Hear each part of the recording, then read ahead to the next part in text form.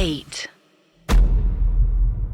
अर्श, ये जो टॉपिक है जो अभी हम लोग करने वाले हैं, ये कई मायनों में मेरे लिए, इनफैक्ट हमारे लिए बड़ा इंटरेस्टिंग है जी। अगर शुरुआत करें तो जो हमारे अभी समकालीन जो हमारे मुख्यमंत्री जी हैं, जी, योगी आदित्यनाथ जी, तो ये योगी हैं, सब लोग जानते हैं, ये गोरखपुर के गोरखनाथ पीठ के महंत हैं जी। तो जब सीएम ये बने थे तो उस टाइम पे अक्सर लोग पूछा करते थे, इनफैक्ट बताया करते कि गोरखनाथ पंथ जो है ये एक अलग ही फॉर्म ऑफ पूजा पाठ है जी। और ये अजीब, ये अलग टाइप के शिव जी के साधु में आते जिसमें जो एक तरीके से शस्त्र विद्या में भी निपुण होते हैं। ओके। तो हम यहाँ के हर कोई जानता है कि एक जमाने में जब ये तुर्कों का और मुगलों का यहाँ पे इन्वेजन वगैरह जब शुरू हुआ था तो रेजिस्टेंस के फॉर्म में एक उस टाइम पे गोरखनाथ जी एक महंत थे, एक ऋषि थे, जिन्होंने एक हथियार उठाए थे पहली बार जो है मुगलों के खिलाफ, और उसके बाद उनके पीछे पीछे जो है नागा साधुओं को क्रिएट किया गया। कई लोग अक्सर जो लोग नागा साधुओं के एडवेंट के उनके होने के को लेके जो सवाल पूछते हैं, तो इन लोगों के लिए जवाब है कि ये नागा साधु जो एक तरीके की एक साधु की टोली, एक आर्मी तैयार करी गई थी उस जमाने में इन्वेजन्स के खिलाफ रक्षा के लिए, आत्मरक्षा, और उनके एक तरीके के लीडर थे गोरखनाथ जी, जो अपने आप में बहुत एक महान योद्धा थे, बहुत ज्यादा। हाँ। और उसके बाद जो है ये लोग आए और उन्होंने गोरखपुर में जाकर के गोरखनाथ पीठ की स्थापना करी काफी कुछ मुगलों को खदेड़ने के बाद जी। और गोरखनाथ जो थे बाबा, ये कहा जाता है कि वो एक अवधूत माने जाते हैं, शिव जी के अवधूत थे जी। अवधूत एक तरीके के अज्ञान शिव जी के गण होते हैं या उनके सेवक होते हैं, नाथ संप्रदाय से लोग आते हैं जी। और कहते हैं कि ये खासतौर पे कुलावधूत जो कि एक कुलों से पीढ़ियों से शिव जी की पूजा अर्चना और तपस्या करते आ रहे हैं, तो इनके अंदर विलक्षण प्रतिभाएं होती हैं, इनके अंदर एक अजीब किस्म की शक्तियां भी मौजूद होती हैं, जिस तरीके से हमारे बाबा गोरखनाथ थे। और मुझे ये टॉपिक हमेशा से बड़ा इंटरेस्टिंग लगा है, एवर सिंस जब मुझे पहली बार इनके बारे में पता भी लगा था, गोरखनाथ पीठ वगैरह के बारे में। तो अर्श, अगर मैं आपसे पूछूं कि ये अवधूत, और स्पेशली मैंने सुना है कि अवधूत जो होते हैं वो आमतौर पे गृहस्थ होते हैं, वो नागा साधुओं की तरह वो नहीं होते, मतलब ब्रह्मचर्य वाले पद के नहीं होते हैं, गृहस्थ भी होते हैं। इनफैक्ट जो हमारे परम आदरणीय राम अशोक जी हैं, वो भी शायद कहते हैं कि अवधूत ही है, ये मानते हैं अपने आप को। तो ये अवधूत क्या होते हैं, कैसे होते हैं, और अवधूतों का तंत्र से क्या कनेक्शन है, इसके बारे में थोड़ी बातचीत की जाए। बिल्कुल राहुल, मतलब अवधूत, कुलावधूत, और देखिए ये सारे जो टॉपिक है, ये कह सकते हैं कि एक तरीके से त्रिजटा अघोरियों से ऊपर है राहुल। ओके। अभी तक मैंने आपको त्रिजटा अघोरियों के बारे में बताया था कि किस तरह के डेडिकेटेड एपिसोड कर चुके हैं उसके ऊपर प्रॉपर। और जब बात आती है अवधूतों की, तो अवधूत जिस तरीके से नाम का अलग अलग मतलब होता है, उस तरीके से अवधूत नाम का भी मतलब अलग होता है। अवधूत नाम का मतलब होता है कि ऐसा पंचतत्विक शरीर, ऐसा कोई शरीर जिसके अंदर जीवात्मा, चेतना, प्राणात्मा, ये सारी चीजें हो, फिर भी वो दुनिया के मटेरियल से अलग हो, उनको हम अवधूत बोलते हैं एक तरीके से, डुअलिटी से ऊपर हो एक तरीके से। बिल्कुल। अब बहुत लोग कहेंगे कि उनको अघोरी भी बोलते हैं, पर ऐसा नहीं है। अवधूत ऐसा कहते हैं कि अलग अलग प्रकार के होते हैं। अवधूत 4 अलग अलग प्रकारों के होते हैं। सबसे पहले होते हैं ब्रह्मावधूत, जो लोग सिर्फ ब्रह्म की उपासना करते हैं या ब्रह्मा की उपासना करते हैं। आपने शायद बहुत कम ऐसा सुना होगा कि जो अघोरी हैं वो ब्रह्मा की उपासना कर रहे हैं। शिव जी और शक्ति जी की उपासना सुना है? की उपासना तो आई थिंक वैसे भी नहीं की जाती है, राइट? नहीं की जाती। इसके बारे में हम लोगों ने डिटेल में बात करी है हमारे दूसरे पॉडकास्ट में, द इंडियन वैदिक पॉडकास्ट में। बिल्कुल। इसमें ब्रह्मों की उपासना क्यों नहीं की जाती, इसकी स्टोरी अभी मेंशन है वहां पे। और अगेन यहाँ पर एक एक्सेप्शन है कि ये जो अवधूत होते हैं, जो ब्रह्मावधूत होते हैं जी, ये क्या काम करते हैं कि ये ब्रह्म की उपासना करते हैं, इनको और किसी से मतलब नहीं। ओके। इनके लिए ब्रह्म सर्वोपरि है। ब्रह्म सर्वोपरि है जी, क्योंकि ब्रह्म में ही सबको मिल जाना है अंदर जाके, किसी को नहीं पता कि एंड में क्या है। मोक्ष तो ब्रह्म के पास ही है ना एक तरीके से। तो उनके हिसाब से उनका मानना ये है कि ब्रह्मा से बड़ा इस दुनिया में कोई नहीं है, और वो एक आश्रम में ही रहेंगे।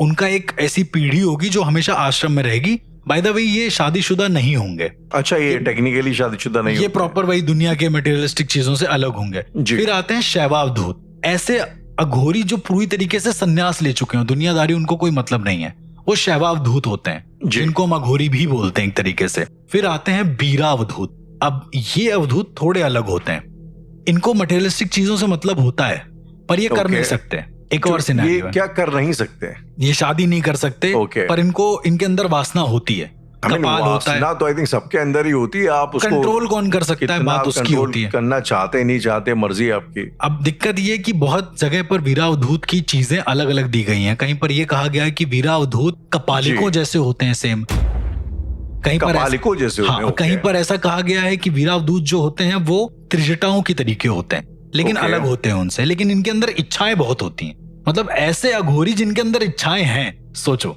ठीक है। Okay. और लास्ट में आते हैं कुलावधूत, जिनके बारे में हम लोग बात कर रहे हैं। तो जी। जो कुलावधूत होते हैं, इनके साथ एक बड़ा इंटरेस्टिंग चीज है कि ये सेम टू सेम, ये सेम वैसे ही रहते हैं जैसे अघोरी रहते हैं, सेम उनका वही सिनेरियो होता है। जी। पर जो इनका कुल है, पूरा शिव जी का जो कुल है, आदिनाथ काल से चला आया है, उस कुल में रहकर भी, उस अघोर जी। पंथ में रहकर भी ये गृहस्थ होते हैं, ये शादी करते हैं प्रॉपर। जी। इनके बच्चे भी होते हैं। राहुल, जरा सोचिए, एक ऐसे अघोरी जिनके जी। बच्चे भी हैं, और वो कितने ज्यादा प्रबल होंगे, वो शायद एक अंदाजा लगाने वाली बात है। ओके। तो ये जो मैंने आपको 4 प्रकार बताए कुलावधूतों के, इस तरीके से अवधूत होते हैं। अब बात करते हैं कि अवधूत एक्चुअली में मतलब करते क्या है, क्योंकि अघोरियों के बारे में बता दिया है, लेकिन जो गृहस्थ अघोरी होता है वो क्या जी। कर सकता है। और शायद इसलिए भी कि आई थिंक ऑडियंस ये जानने के लिए उत्सुक होगी हम लोग उनकी बात कर भी क्यों रहे हैं। एग्जैक्टली। कि उनके अंदर ऐसी क्या स्पेशलिटी होती है और क्या उनके अंदर खासियत होती है, क्या पावर होती है उनकी, और बाय द वे मैं डिस्कशन कर रहे हैं। बिल्कुल। और बाय द वे मैं कुलावधूत के बारे में इतना डीपली इसलिए जानता हूं क्योंकि मैं एक कुलावधूत को पर्सनली जानता हूं, टू बी वेरी ऑनेस्ट।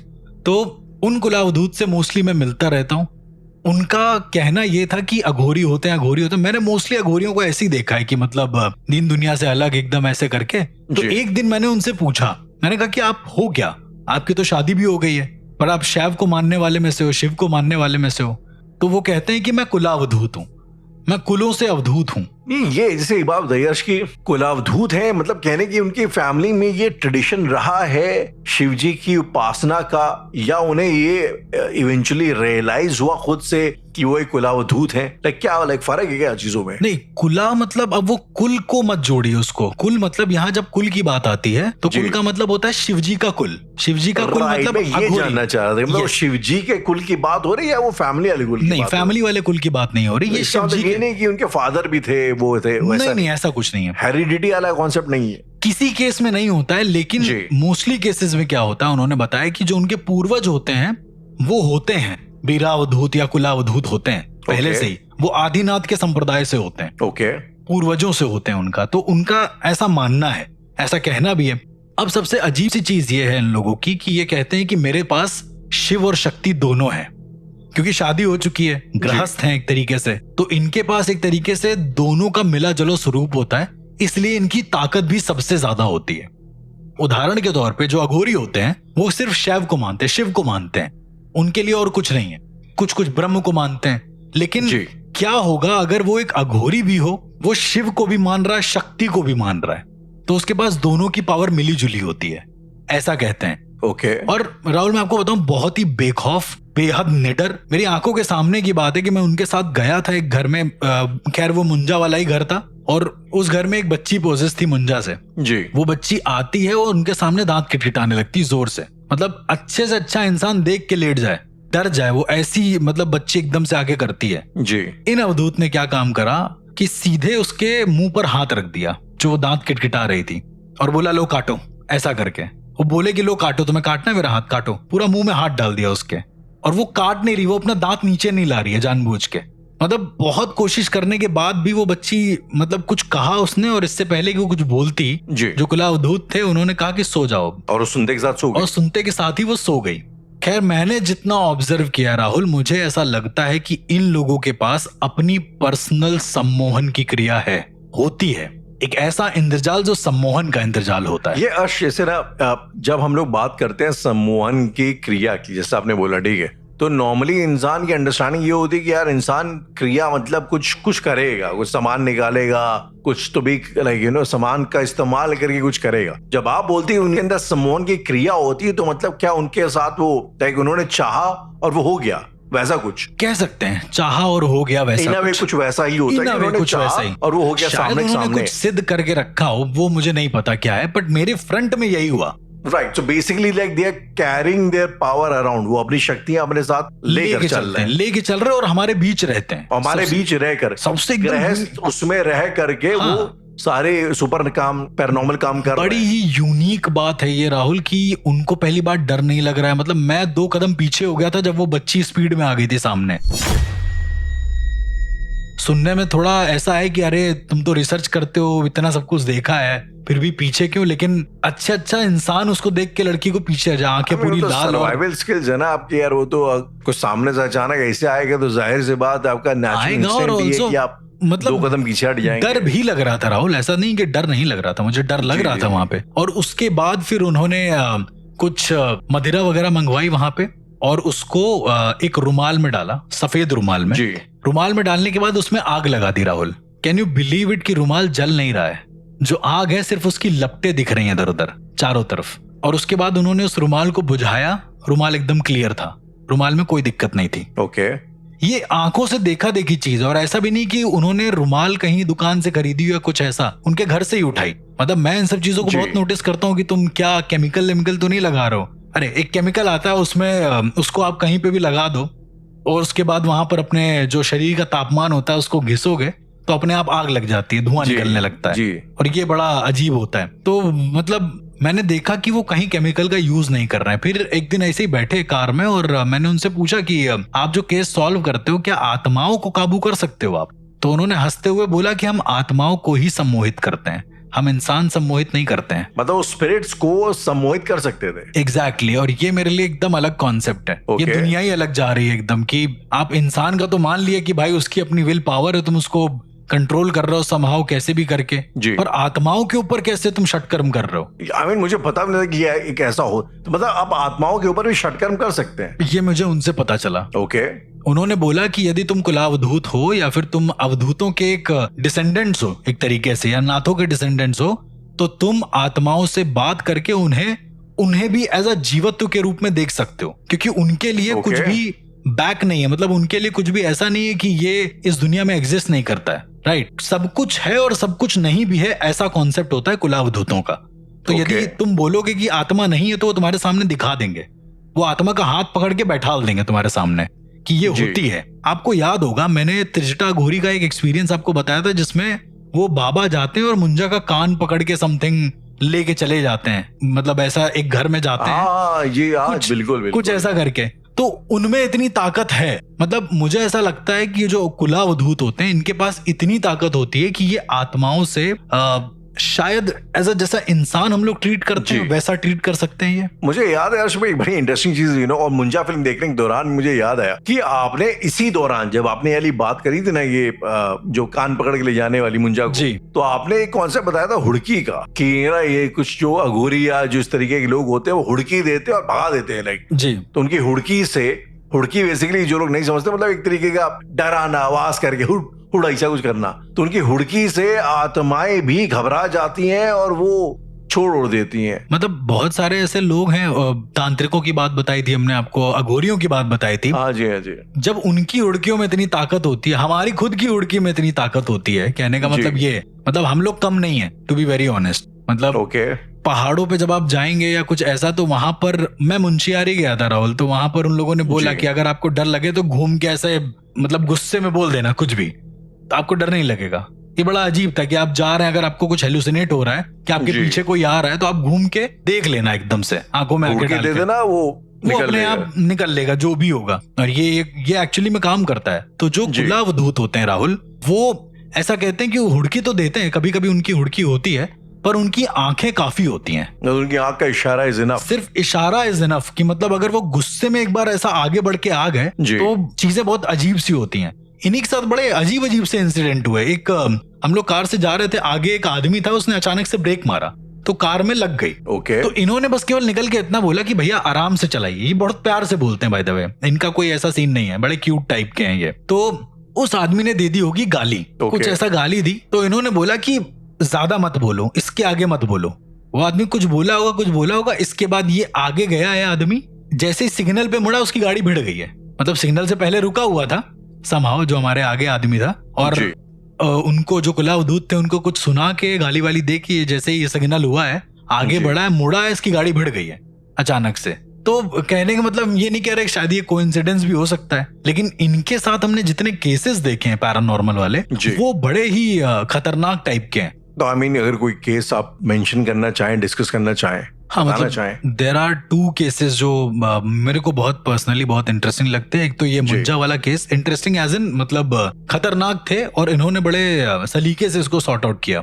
जी। एक तो ये मुंजा वाला केस, एक और केस था जहां पर एक बेटी और माँ दोनों पोजेस हो रहे थे, लेकिन बेटी का कहना था कि वो पोजेस नहीं है, साफ कहना था।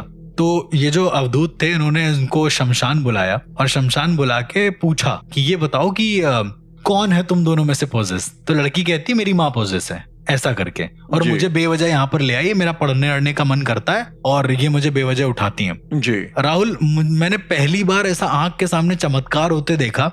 ये जो कुलावदूत थे इन्होंने बोला कि तुम्हारा एक नितिन नाम का बॉयफ्रेंड है जो तुम्हें धोखा दे चुका है और एक और लड़का है जो तुम पर अभी ट्राई कर रहे हैं। मतलब इतनी जल्दी उनके बारे में सब बता दिया। वो लड़की आंखें खोल कर देख रही थी, मतलब बड़ी इंट्रोवर्ट किस्म की लड़की थी वो। जी। उसने कभी किसी से शेयर नहीं करा था ये सब बातें। ओके।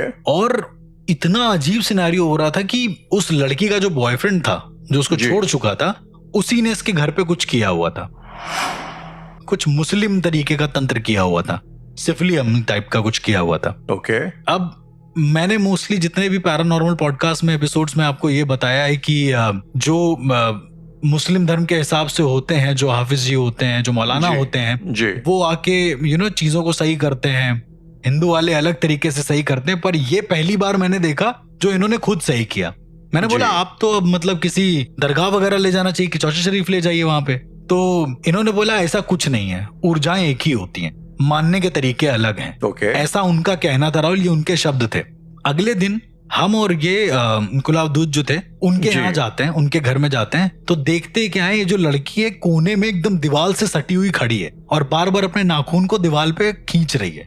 ये आंखों से दिख रहा था सामने से, और वो बोल रही मुझे आना नहीं है, उसको बाहर निकालो। जो आया है, जो अवधूत Okay. आए थे उनको बाहर निकालने के लिए बोल रही थी, और Okay. दीवार के एकदम कोने में जाके सट के खड़ी हो गई और अपने नाखूनों से बार बार दीवार को खींचने लगी, मतलब उसका खून निकलने लगा था ऐसा। तो उसकी माँ कह रही है देखिए यही पोजेस है। माँ नहीं थी पोजेस। माँ नहीं थी पोजेस। अगेन यहाँ पर एक कैच था कि जब उसकी तरफ हमने बोला कि जी। वो देखिए वो पोजेस है, चलिए उसको सही करते हैं, तो ये जो कुलावदूत थे इन्होंने इसकी माँ का हाथ पकड़ लिया जोर से, और बड़ा डरावना सीन था देखने वाला। पहले तो कह रही थी कि अरे आप क्या कर रहे हैं, क्या कर रहे हैं। 3-4 बार के बाद जैसे ही उन्होंने एक हुड़की करी है, इनकी जो माँ है वो जोर जोर से चिल्लाने लगी बाल खोल के। तो मतलब माँ भी पोजेस थी।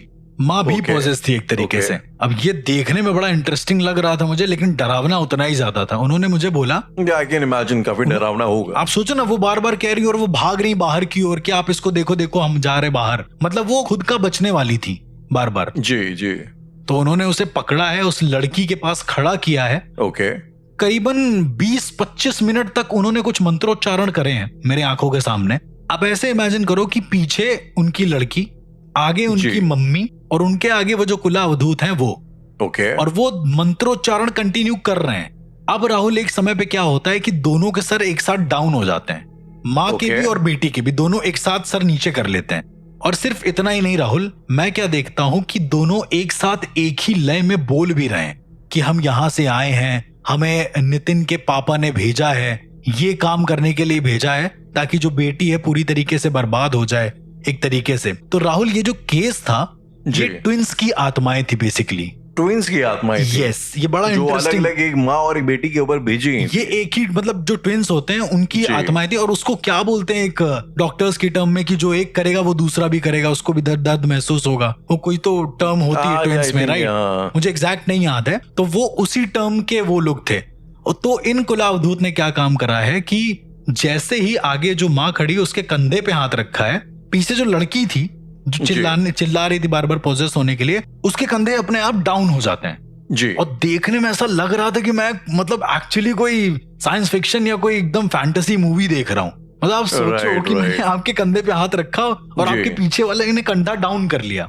मुझे लगा कि ये शायद कुलावदूत की एक शक्ति है। अगेन जी। वो आत्माओं से टैकल कर सकते हैं, बात कर सकते हैं। तो उन्होंने बोला कि उन्होंने अपनी आंखों के सामने एक मटका रखा और मटके के अंदर एक सेब डाल दिया और बोला कि कुछ मत करो, बस इसके अंदर आ जाओ, तुम्हारी मुक्ति हम करा देंगे। इस तरीके से बातचीत चल रही थी दोनों के बीच में। और सबसे ज्यादा जो खौफनाक लग रहा था ना राहुल, अभी तक हम लोगों ने क्या सुना है कि एक डिमोनिक वॉइस होती है, एक ऐसा होता है, पर इस केस में राहुल जो माँ है और जो बच्ची है दोनों ही नाक से बोल रहे थे और जल्दी जल्दी बोल रहे थे। उनका बोलचाल ऐसे थी, मेरे को नहीं जाना है, मैं नहीं जाऊंगा, मतलब इस तरीके से वो स्पीड में बोल रहे थे कंटिन्यू। अब चूंकि वो इंसानी शरीर में थे इसलिए उनको इंसानी भाषा ही बोलनी पड़ेगी जो उस बॉडी ने सीखी होगी, पर नाक से नहीं बोलते थे कभी भी। ये लोग हमेशा नॉर्मल बोलते थे, इनकी माँ और जो बेटी थी। तब वो जो कुलाव दूत थे उन्होंने क्या काम किया है कि दोनों के हाथ में एक एक कटार दिए, एक एक चाकू दिए जी, और बोला है कि जो पहले सेब को काटेगा उसको हम मुक्ति दिला देंगे। ये मतलब एक खेल टाइप का चल रहा है पूरी तरीके से। और आप यकीन मानो जैसे ही उन्होंने बोला है, उन्होंने बोल के कुछ फूका है मटके के अंदर, ये दोनों एकदम सेब को इतनी बुरी तरीके से काट रहे थे मटके के अंदर कि मतलब टूट जाता मटका। उसमें चाकू मार रहे हैं और बोल रहे हैं हटो मैं काटूंगा, वो बोल रही मैं काटूंगा। दोनों का एक वैसा टैकल टाइप का चल रहा है। थोड़ी देर ये हुआ होगा, उन्होंने बोला अब रुक जाओ, तुम लोगों से बोला था कि अगर नहीं कर पाओगे तो इस मटके में जाओगे, तो मटके में चले जाओ अभी के अभी। राहुल जैसे ही उन लोगों ने बोला है कि ठीक है, और ठीक है बोलते ही समेत लड़की बेहोश हुई है, माँ बेहोश हुई है उसकी, और जो घड़ा है वो फट गया है और सेब फट गया, घड़ा फट गया है। इतने चाकू अंदर मारे थे पर सेब कटा नहीं कहीं से, सेब वैसे का वैसे ही है, नॉर्मल है। तो उन्होंने कहा कि इस सेब के अंदर उन लोगों की आत्माएं मौजूद हैं, तुम्हें इस सेब को किसी अवधूत या किसी बीरा अवधूत को खिलाना होगा। जो उनके फैमिली वाले थे उनको बोला, अवधूत और किसी बीरा अवधूत जो कपालिक टाइप के होते हैं, कपालिक टाइप के होते हैं। हाँ, क्योंकि उनके अंदर ये क्षमता है कि जो ये ट्विन आत्माएं हैं जिनको बेवजह एकदम मसान जगा कर भेज दिया गया है, वो उन्हें ग्रहण कर सकें, भोजन के रूप में पचा करके मुक्ति दे सके, बिल्कुल ग्रहण कर सके, पूरी तरीके से खत्म कर सके उनको। मैंने कहा ये चीज आप भी कर सकते हो। उन्होंने कहा मैं कर सकता हूँ, लेकिन मैं खुद यहाँ पर ये चीजों को कैद करके लेके जा रहा हूँ। जो कैद करेगा वो खा नहीं पाएगा, वरना वो आत्माएं उसके शरीर में किसी तरीके से आ सकती हैं। मैंने इसका लॉजिक पूछा, अगर उस सेब को कहीं जाके गाड़ दिया जाता है, फेंक दिया जाता तो सेब सड़ता इवेंचुअली एक टाइम पे, धीरे धीरे खराब होता, वो आत्माएं फिर बाहर आती। तो मैंने उनको लॉजिक पूछा, मैंने कहा कि अगर आप नहीं खा पा रहे हो, चलो मान लो आपने पोजीशन एक तरीके से किया, तो किसी और के शरीर में भी तो इफेक्ट करेगा ना कहीं से। एग्जैक्टली, हाँ जी।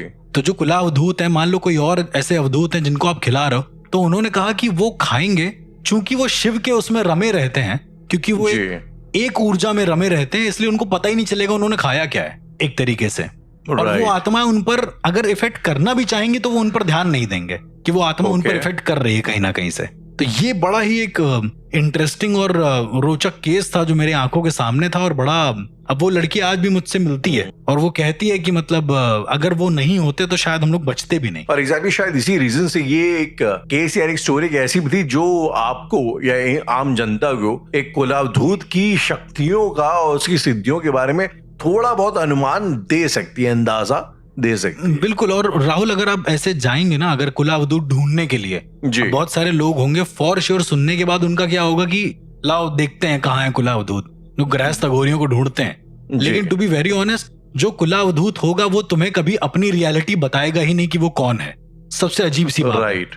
एक समय के बाद जब उसे लगेगा कि तुम विश्वसनीय हो, तुम विश्वास पात्र हो, वो तुमको बताएगा कि तुम अभी तक कुलावधूत से बात कर रहे हो, वरना वो तुम्हें आजीवन शक नहीं होने देगा कि वो कौन है।